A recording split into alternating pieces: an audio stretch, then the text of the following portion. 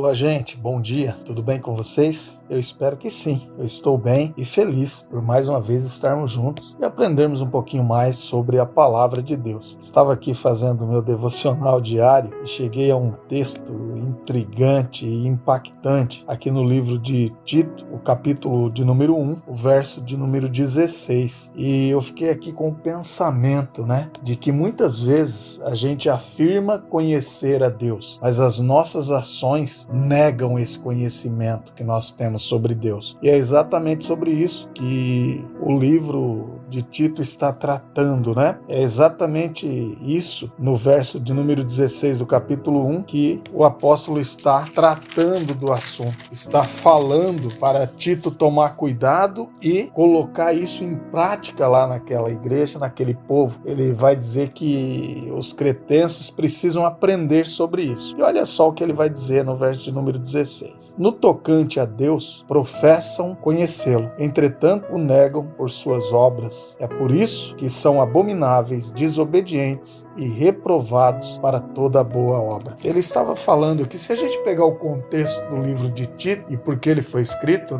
nós vamos perceber que ali aquela igreja, aquele povo ali, os cretenses, Creta, eles estavam em dificuldade, sendo atacados por falsos mestres que estavam propagando uma doutrina errada. E Paulo deixa Tito em Creta exatamente para pôr essa igreja em ordem, para organizar essa igreja. E então aqui no verso de número 16, o que Paulo está fazendo é não apenas falar que os falsos mestres estavam falando coisas erradas, mas ele está aqui também dizendo que as ações daqueles falsos mestres estavam erradas também.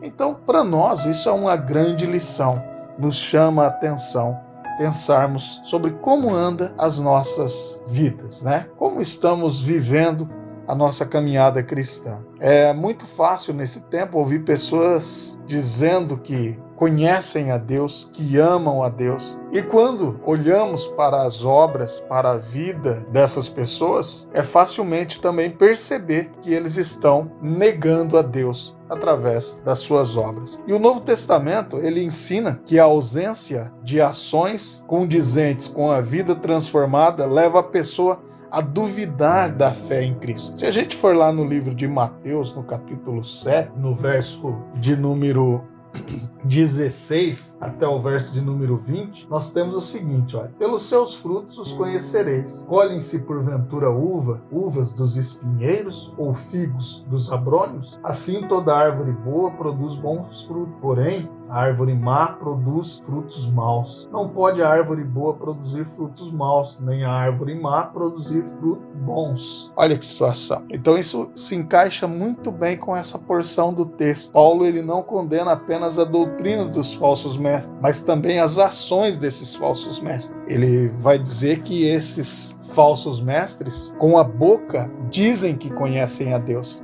mas com a vida negam esse Deus que eles conhecem. E por isso, eles são reprovados para toda boa obra, porque eles se tornaram abomináveis, desobedientes. Eles não servem para a boa obra.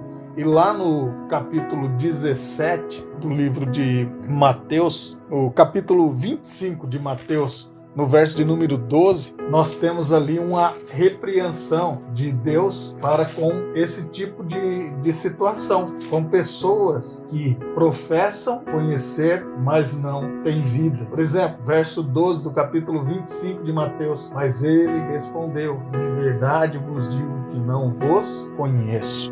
Um outro texto vai dizer que naquele dia muitos dirão: Senhor, Senhor, mas eu vou dizer que não os conheço, apartai-vos de mim. Então, amados, nós precisamos pensar a respeito de como nós estamos vivendo a nossa vida. Será que as nossas ações não estão depondo contra a nossa fala? Quando nós dizemos que conhecemos a Deus e vivemos de maneira contrária ao que Deus e a sua palavra nos ensina, será que não estamos também negando a Deus? Porque aqui em Tito é exatamente o que Paulo está dizendo. No tocante a Deus, professam conhecê-lo, entretanto o negam por suas obras. Precisamos pensar a respeito, analisar para que não nos tornemos abomináveis, desobedientes e reprovados para toda boa obra de Deus. Espero que nessa manhã eu e você sejamos tomados por uma convicção